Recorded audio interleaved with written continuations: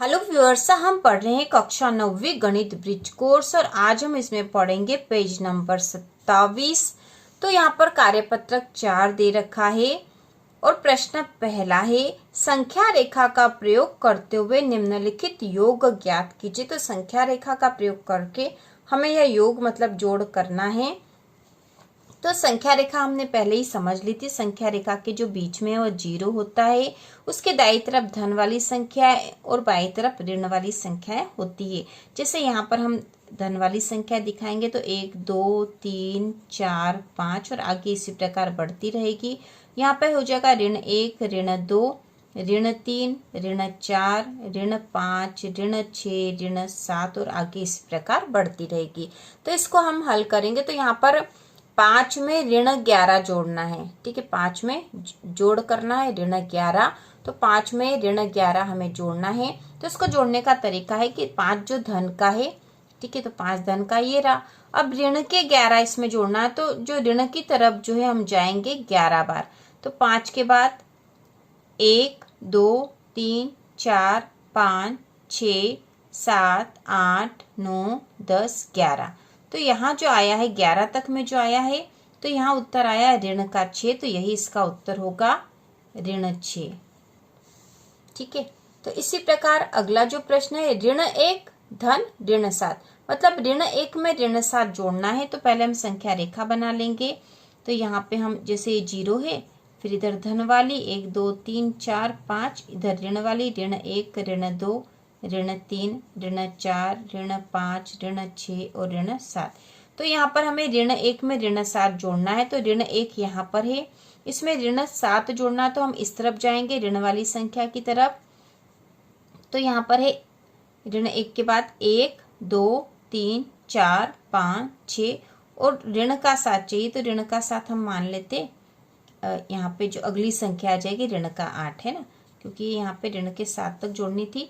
तो ऋण का 1 में ऋण का 7 जोड़ना है तो हम ऋण का 1 जो है संख्या, वहां से हम 7 बार इधर ऋण वाली संख्या की तरफ चलेंगे। तो ऋण के 1 से गिन लेंगे, हमको 7 चाहिए। तो 1 2 3 4 5 6 7, मतलब ऋण का 8 आया है। तो यही इसका उत्तर होगा ऋण 8। संख्या रेखा पर इस तरह से जोड़ते हैं। इसके बाद है तीसरा जो ऋण 1 धन ऋण 2 धन ऋण 3।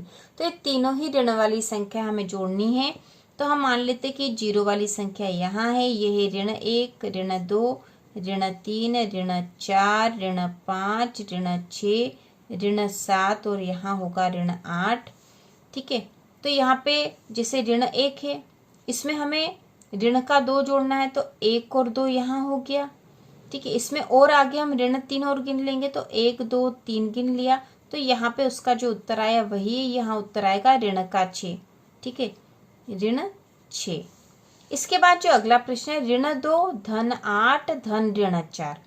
तो यहाँ पर सबसे पहले तो हम 8 देख लेंगे। तो यहाँ पे मान लिया 0, ये 1 2 3 4 3 4 5 6, यहाँ पे होगा 7 और यहाँ हम मान लेते 8 है। ठीक है, और यहाँ पे है ऋण का 1 ऋण 2 ऋण 3 ऋण 4 ऋण 5 ऋण 6 तक हम देख लेते, फिर होगा आवश्यकता होगी तो हम आगे भी बना लेंगे। तो यहाँ पे सबसे पहले हम 8 वाली संख्या जोड़ की जो धन वाली संख्या वह देख लेते। तो धन की संख्या 8 यहाँ है, इसमें हमें ऋण का 2 भी जोड़ना और ऋण का 4 भी जोड़ना। तो ऋण वाली संख्या जोड़नी तो हम इस तरफ जाएंगे। ठीक है, तो 8 से पहले ऋण 2 जोड़ देते हैं तो 1 और 2 आ गए हम। इसके बाद ऋण 4 जोड़ने हैं तो फिर ऋण की तरफ हम 4 बार जाएंगे तो 1 2 3 4।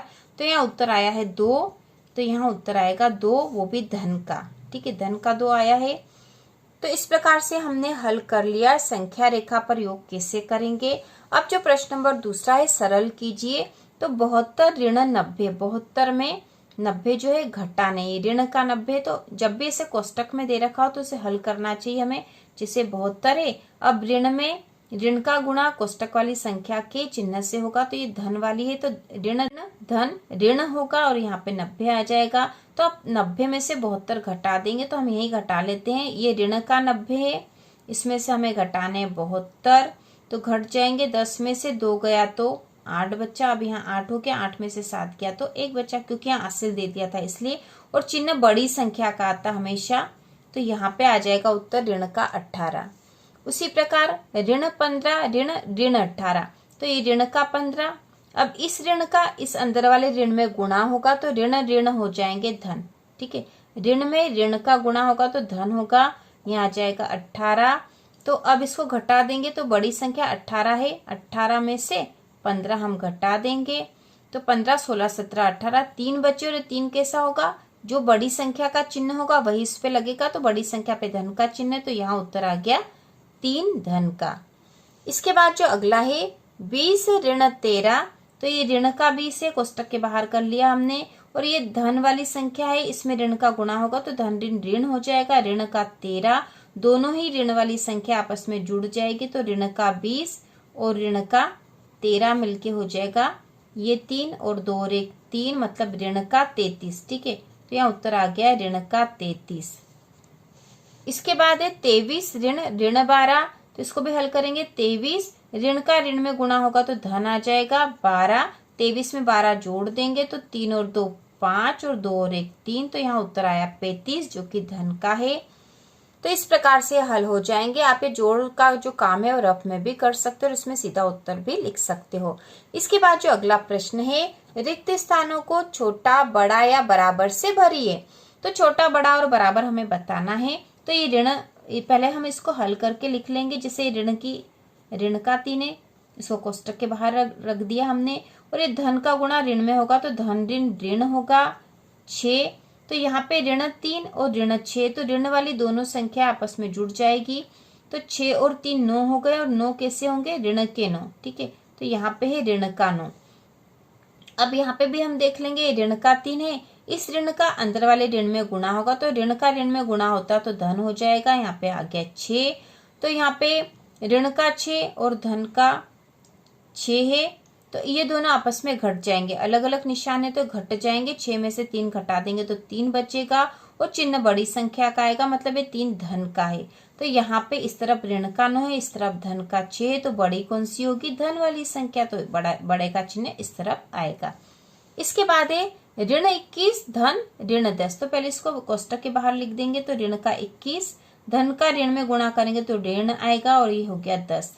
तो ऋण 21 और ऋण 10 ये दोनों आपस में जुड़ जाएंगे, तो 21 और 10 हो गया 31, तो ऋण का 31 होगा, क्योंकि दोनों संख्याएं ऋण की है, तो ये ऋण का 31 हो गया यहाँ पर।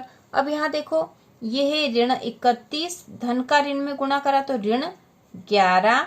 अब ये दोनों भी ऋण ऋण की है, तो ऋण ऋण की संख्या जब आएगी तो आपस में जुड़ जाएगी और चिन्ह ऋण का ही रहेगा। तो यहाँ पे ऋण का आ जाएगा 1 और 1 2 और 3 और 1 4, इन दोनों को जोड़ दिया हमने, आप यहाँ पे भी जोड़ सकते हो। तो ये जोड़ दिया तो ऋण के 42 आए, और ये ऋण के 31। तो बड़ा कौन सा है, ऋण का 31। ऋण वाली संख्या जितनी बड़ी होगी वो वास्तव में उतनी ही छोटी होती है, इसलिए ये बड़ी संख्या और ये छोटी है। इसके बाद जो अगला तीसरा प्रश्न है, यहाँ पे है ऋण का 25 और ये यहाँ पे ऋण का 42, और इसके बीच में यहाँ पे घटाव का चिन्ह है, तो पहले इसको बाहर रखेंगे। तो ऋण का 25 इस ऋण का इस ऋण में गुणा होगा, तो ऋण का ऋण में जब गुणा होता तो धन आ जाता, तो यहाँ हो गया 42। ठीक है, तो ऋण का 25 धन का 42 है, तो ये दोनों के चिन्ह अलग अलग है, आपस में घटेंगे, मतलब 42 में से हम 25 को घटा देंगे। 42 में से 25 को घटा देंगे तो यहाँ पे एक हासिल लेंगे, 12 हो गया। 12 में से 5 घटाएंगे तो 5 6 7 8 9 10 11 12 7 बचे।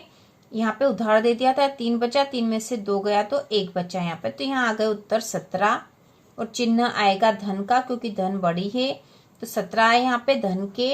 अब इसको भी हल करेंगे तो ऋण के 42 इस ऋण का इस ऋण में गुणा होगा तो धन हो गया, यहाँ पे हो गया 25। अब यहाँ ऋण के 42 और धन के 25 आपस में घट जाएंगे और चिन्ह बड़ी संख्या का आएगा, तो 42 में से 25 घटाएंगे तो हम यहाँ घटा देते हैं 42 में से 25, तो यहाँ पे भी आएगा 12 हो गया। 12 में से 5 घटाएंगे तो 7 ही बचेगा, यहाँ 3 हो गया, 3 में से 2 गए तो 1 बचा। अब ये जो 17 आए हैं इस पे चिन्ह किसका आएगा, अब देखो ये 2 संख्या थी जिनको घटाया, इसमें बड़ी संख्या 42 है और इस पे चिन्ह ऋण का है, तो यहाँ पे भी ऋण का चिन्ह आएगा, तो यहाँ पे आया है ऋण का 17। यहाँ धन का 17 आया था क्योंकि धन वाली संख्या बड़ी थी, तो यहाँ पे धन का 17 और ऋण का 17 है, तो बड़ी संख्या धन वाली होती है, तो यहाँ पर बड़ा वाला चिन्ह इस तरफ लगेगा। तो इस प्रकार से हमने पेज नंबर 27 के सारे प्रश्न हल कर लिए हैं। तो इसी प्रकार के और वीडियो देखने के लिए कक्षा 9वीं की संपूर्ण तैयारी के लिए चैनल को सब्सक्राइब कीजिए।